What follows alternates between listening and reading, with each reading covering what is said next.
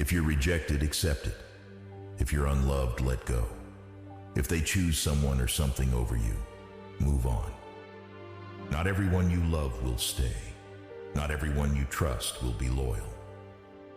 I don't care about losing people who don't want to be in my life anymore.